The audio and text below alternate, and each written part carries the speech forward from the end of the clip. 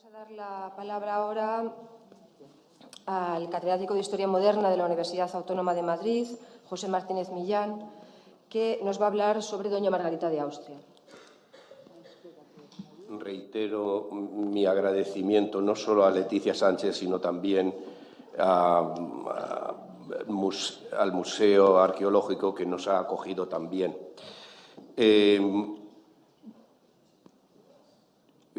Realmente no me voy a tener a papeles porque si no sería muy largo, así que les voy a decir, les voy a explicar cuál es el papel y la importancia de Margarita de Austria, esposa de Felipe III, si es que tuvo alguna importancia. Y realmente Margarita de Austria es una reina, a pesar de que vivió poco tiempo, murió en el año 12 y poco más de 10-12 años fue reina de España, o bueno, de la monarquía, pues realmente es una reina clave y es muy importante. ¿Por qué? Pues porque fue la primera reina de la monarquía católica, la primera reina de la monarquía católica. Pensarán ustedes, bueno, oiga, que la monarquía católica viene por lo menos de los reyes católicos, pero no. Los reyes católicos eran reyes católicos. Carlos V también era emperador y también rey católico, y Felipe II era rey católico. El término o el título de rey católico se lo dio Alejandro VI a Fernando de Aragón y a Isabel de Castilla como reyes católicos, pero era un título para contrarrestar la influencia y el poder que tenía en Roma los reyes franceses.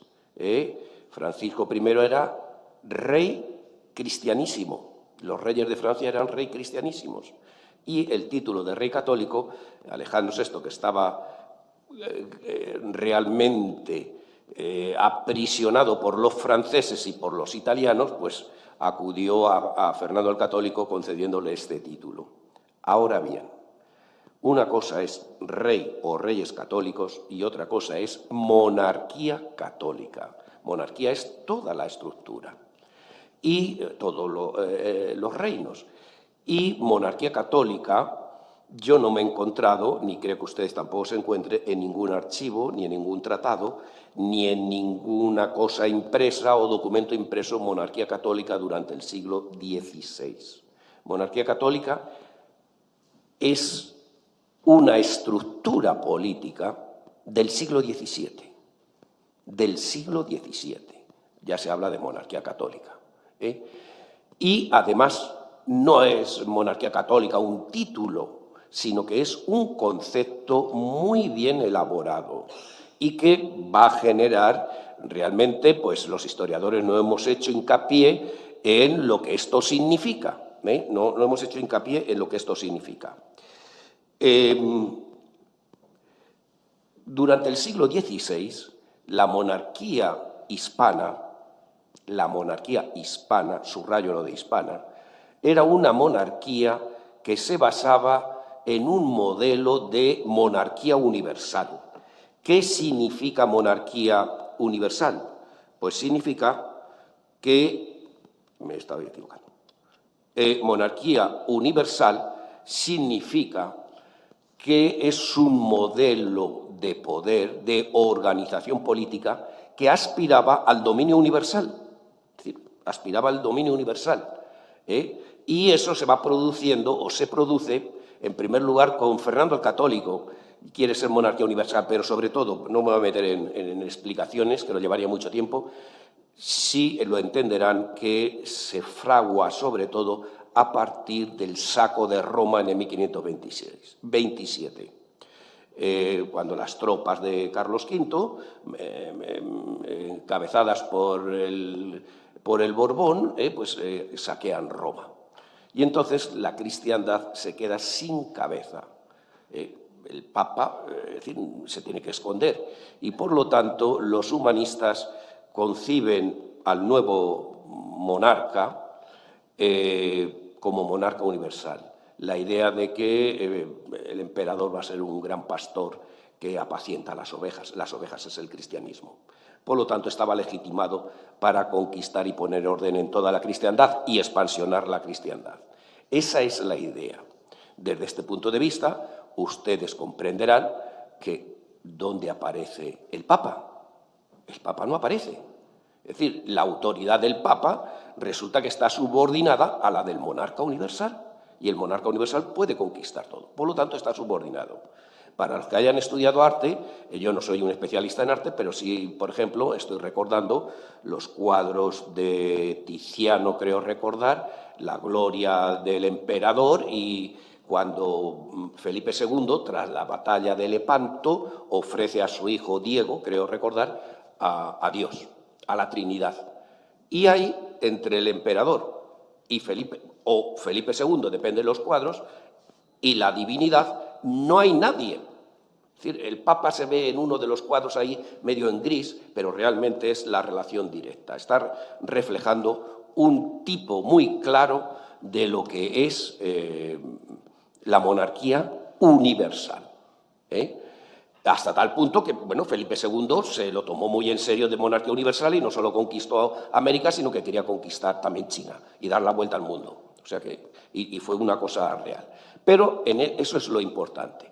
Ciertamente, durante el reinado de Carlos V, pues Carlos V era emperador, y la idea imperial y la idea de monarquía universal están basadas en presupuestos distintos, pero en la práctica es un poder universal. El emperador es un poder universal, pero tiene por encima al Papa, que es el que lo unge, lo nombra. Mientras que monarca universal no admite por encima al Papa. Cuando muere Carlos V, Felipe II ya no es emperador. Y entonces aparece como monarca universal. Como monarca universal. ¿Y qué significa? Pues que evidentemente tiene que expansionarse, tiene que mantener en orden la cristiandad, y es más, su actuación política lo hace justificando en que es el monarca universal. Hasta un humanista como era Benito Arias Montano, se le pregunta cuando surge la guerra, la revolución contra Flandes, bueno, en los Países Bajos, le pregunta a Zayas, le dice, ¿qué debe hacer el rey? O sea, ¿qué aconseja de que debe hacer la batalla? ¿No? Y dice Benito Arias Montano, usted es el monarca universal, lo que haga él es válido, lo tienen ustedes, estas cartas están escritas y es una confesión, fíjense ustedes, y es humanista, todo progresista, pero que dice, es el monarca universal. ¿En qué se basa que Felipe II dice, yo soy el monarca universal, ya no soy emperador, pero es que me trae sin cuidado el imperio, soy superior al imperio? Por lo tanto, el imperio siempre está también sometido a Felipe II. ¿Y en qué se basa? Pues en algo tan simple como que yo puedo más. El ejército y la fuerza de Felipe II, de la monarquía hispana, estaba por encima de todo. Y como se podía más, aquí todo el mundo a callar.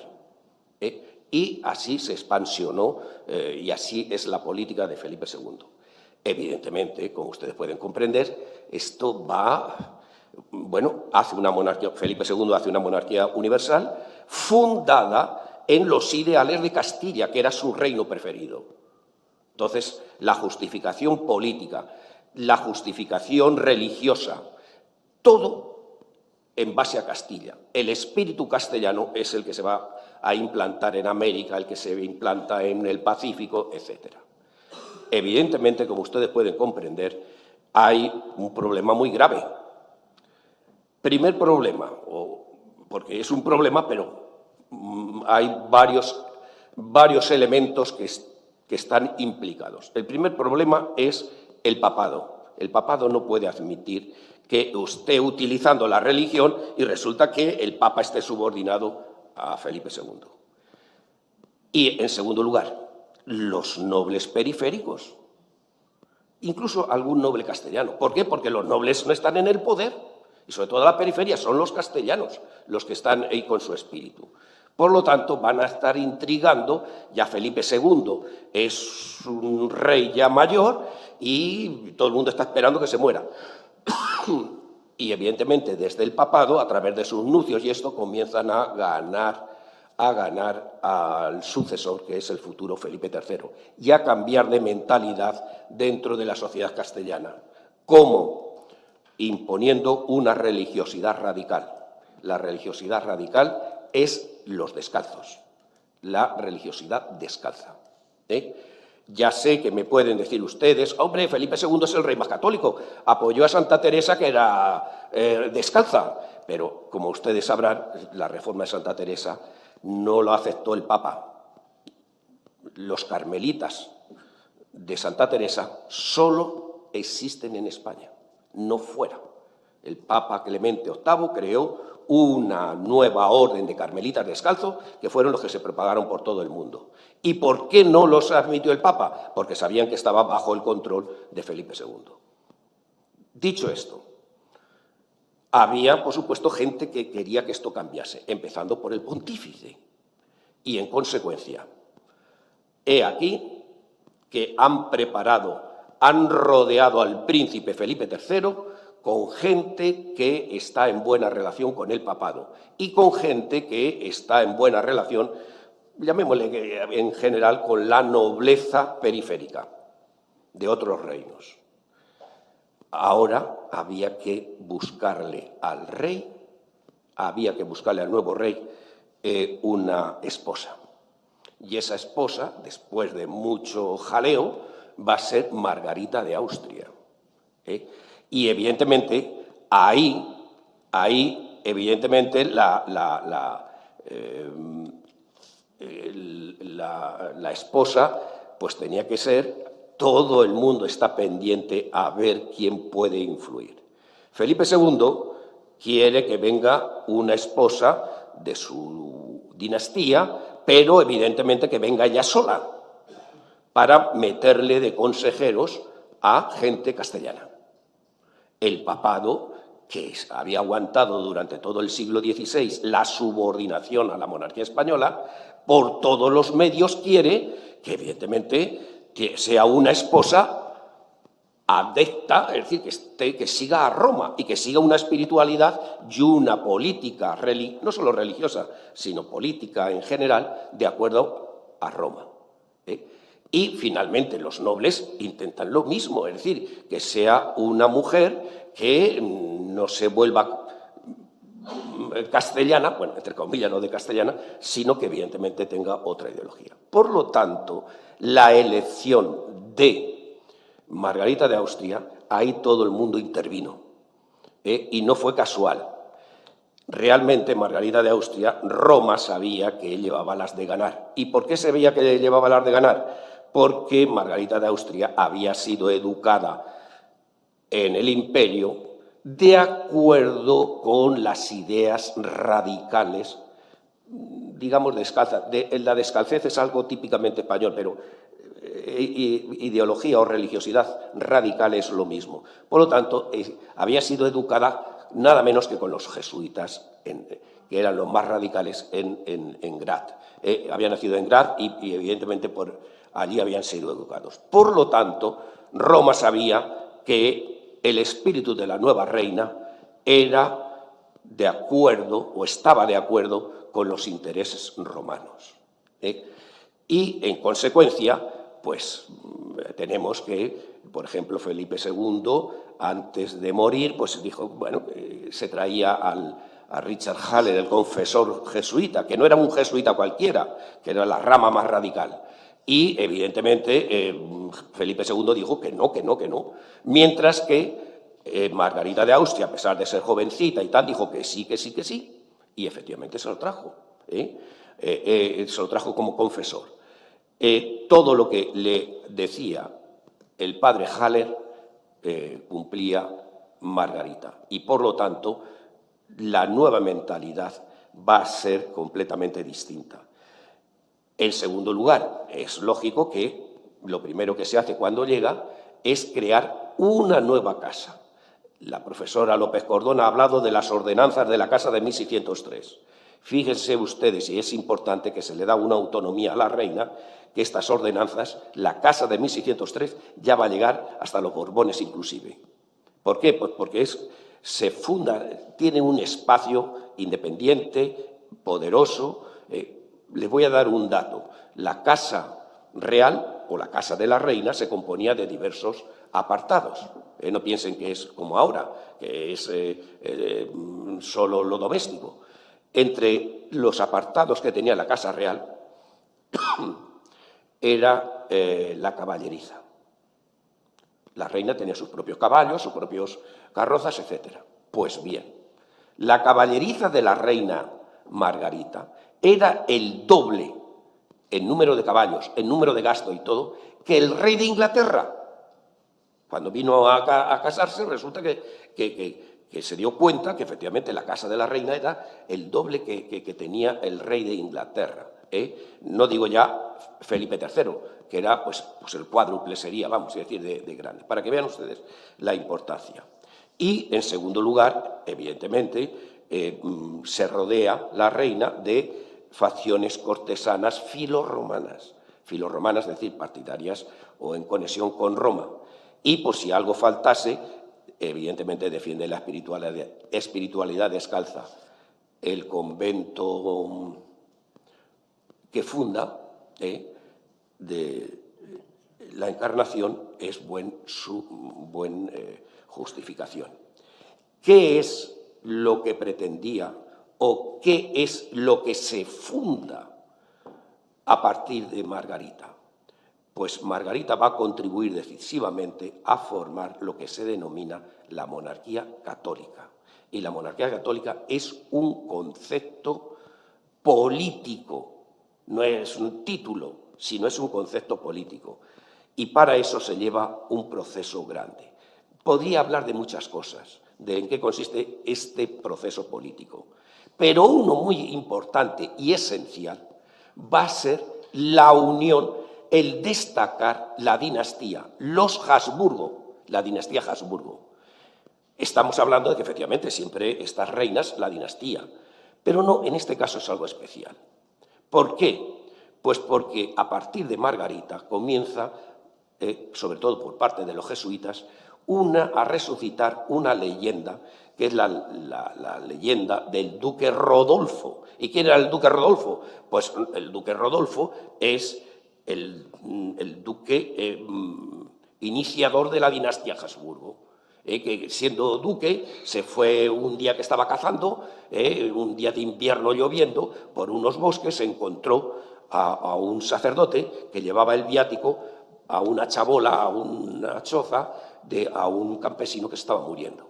Y entonces el duque Rodolfo se bajó del caballo y dijo: ¿cómo una persona que lleva el cuerpo de Dios puede ir andando y yo a caballo? Monte aquí. Y él lo llevó con las bridas del caballo, lo llevó hasta la choza, le dio la extremunción, el campesino murió y entonces el sacerdote salió.